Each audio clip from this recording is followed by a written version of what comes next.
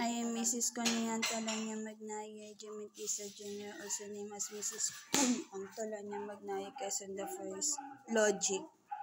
They is not care on myself, and then they is hurting me, and then they not want me to be a happy person, of which is they is killing me. What else it is? At the moment, the kabit is on the use of black magic. They not want me to be happy.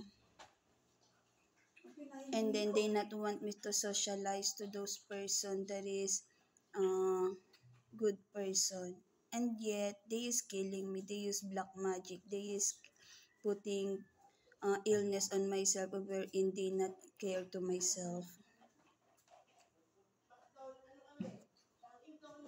It is 1 minute.